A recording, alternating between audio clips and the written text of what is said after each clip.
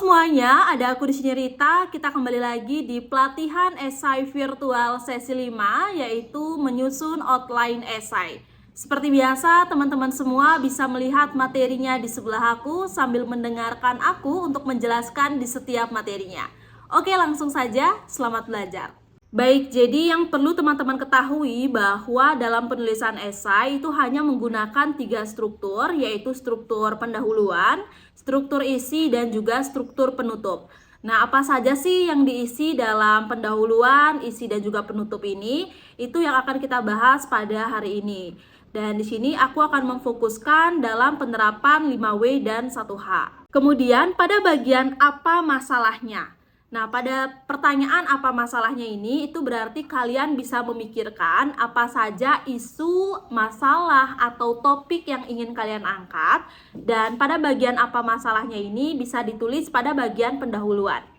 Contoh pada bagian apa masalahnya yang bisa kita gunakan sebagai acuan atau menjadi topik masalah yang ditulis pada bagian pendahuluan adalah timbulnya masalah kesehatan mental akibat COVID-19.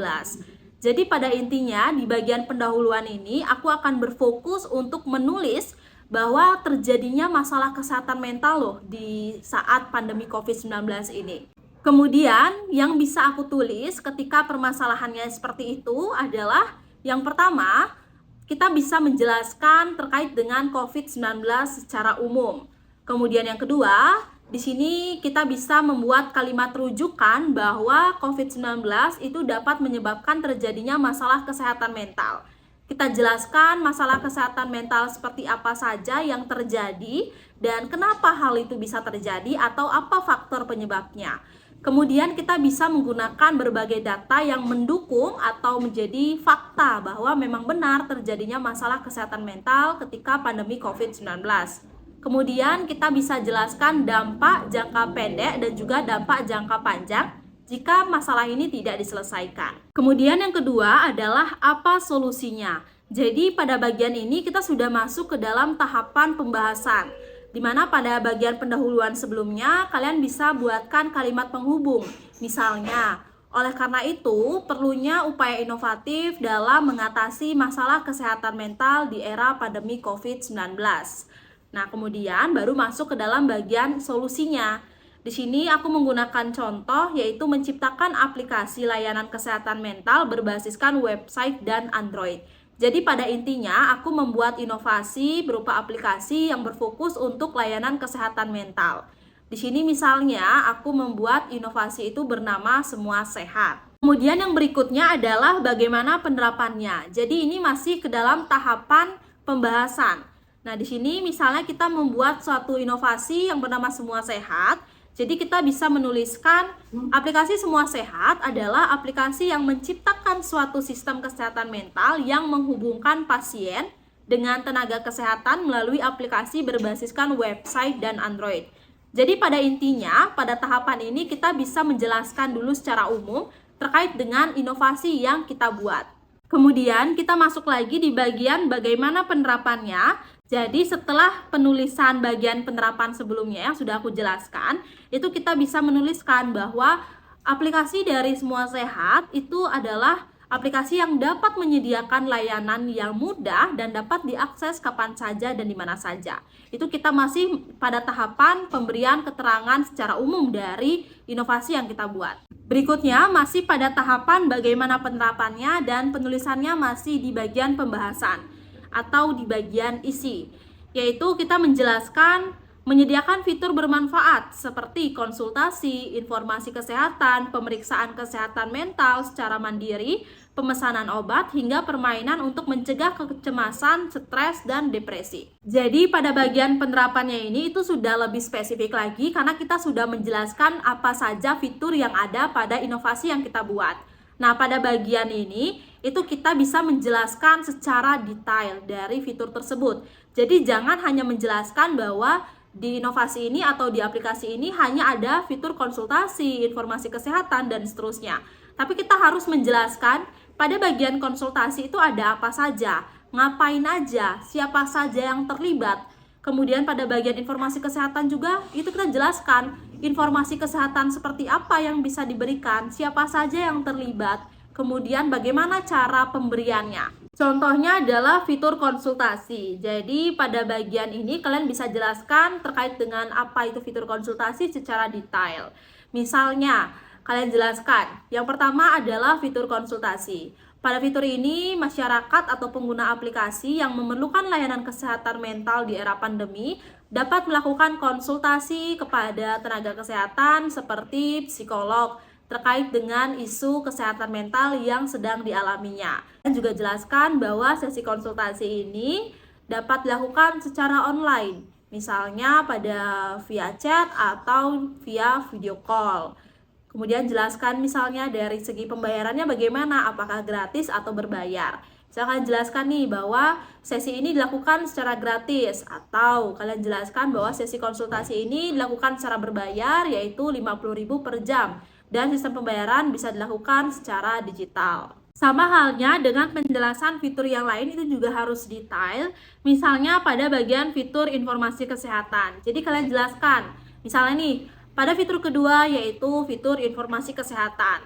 Pada fitur ini berisikan berbagai informasi kesehatan terkait dengan masalah kesehatan mental di era pandemi COVID-19. Contoh informasi yang diberikan yaitu apa saja masalah kesehatan mental yang terjadi, kemudian bagaimana cara pencegahannya, kemudian apa saja langkah-langkah yang bisa dilakukan ketika kita mengalami masalah kesehatan mental tersebut. Kalian juga jelaskan bagaimana cara untuk penyampaian informasinya. Misalnya, informasi kesehatan ini diberikan melalui artikel, video, ataupun dari sesi seminar. Kemudian kita bisa menjelaskan mengapa aplikasi berbasis website dan Android. Jadi ini masih ditulis pada bagian pembahasan atau di bagian isi. Jadi tugas kita yaitu menjelaskan apa alasannya kita menggunakan inovasi yang berbasiskan digital ini, yaitu berbasiskan website atau berbasiskan Android. Sama halnya misalnya kalian membuat inovasi berupa program di posyandu atau program di tempat umum, di mana misal di taman kota atau di tempat yang lain gitu. Kalian jelaskan juga alasannya kenapa kalian memilih tempat itu, kenapa kalian memilih inovasi dengan kriteria seperti itu. Contohnya, alasan dari pembuatan inovasi berbasiskan website dan Android yang bernama aplikasi Semua Sehat ini, yaitu inovasinya mudah diakses dan murah, kemudian lebih kompatibel dan fleksibel, kemudian fitur aplikasi yang lengkap dan bermanfaat. Aplikasi yang tersedia juga sesuai dengan kebutuhan dan tren di masyarakat, khususnya ketika pandemi COVID-19 yang semuanya serba dibataskan untuk menghindari penularan dari COVID-19 ini. Kemudian kita menjelaskan siapa pihak yang terlibat. Jadi pada bagian ini masih di bagian pembahasan atau bagian isi. Jadi kita menjelaskan siapa saja pihak yang kita perlukan untuk dilibatkan dalam penciptaan inovasi atau pengembangan aplikasi. Nah, di sini kita menjelaskan yang pertama adalah masyarakat umum yang rentan mengalami masalah kesehatan mental di masa pandemi COVID-19. Itu adalah pihak yang terlibat sebagai pengguna aplikasi atau pengguna layanan kesehatan. Kemudian siapa lagi yang pihak terlibat? Itu kita jelaskan yaitu tenaga psikolog dan psikiater sebagai penyedia layanan kesehatan mental. Jadi kita jelaskan bahwa tenaga kesehatan ini mempunyai peran yaitu sebagai penyedia layanan kesehatan mental yang memberikan konsultasi bagi masyarakat yang memerlukan. Kemudian ada lagi pihak yang terlibat adalah pihak swasta yang bertujuan untuk mengembangkan aplikasi. Jadi dia bisa membuat, kemudian melakukan pengembangan, pengawasan, dan lain sebagainya. Kemudian ada siapa pihak yang terlibat, misalnya sebagai pemerintah, sebagai pemangku kebijakan bahwa adanya inovasi ini. Kemudian kita menjelaskan di mana akan diterapkannya. Jadi ini masih di bagian pembahasan atau isi. Jadi kita menjelaskan daerah mana saja yang berpotensi atau yang menjadi prioritas dari penerapan aplikasi Semua Sehat ini. Misalnya, di daerah-daerah yang masyarakatnya mengalami masalah kesehatan mental di masa pandemi COVID-19. Contohnya daerah A, daerah B, dan seterusnya. Hal ini dikarenakan daerah tersebut adalah daerah yang mempunyai banyak masalah kesehatan mental bagi masyarakatnya yang dibuktikan dari berbagai data, misalnya data A, data B, data C, dan seterusnya. Di akhir pembahasan itu kita bisa membuatkan informasi terkait dengan apa saja manfaat yang berpotensi terjadi jika inovasi atau aplikasi Semua Sehat ini bisa diimplementasikan. Pada bagian pembahasan itu sudah selesai, bisa dilanjutkan pada bagian penutup yang hanya berisi kesimpulan dan juga saran. Jadi tugas kita ya tinggal menyimpulkan bagian dari keseluruhan esai supaya pembaca itu bisa mengetahui apa saja sih isi atau apa saja hal yang dibahas dalam esai meskipun hanya membaca bagian penutupnya saja, yaitu bagian kesimpulan. Kita juga bisa memberikan saran terhadap penulisan ini dan juga saran untuk pengembangan inovasinya ke depan.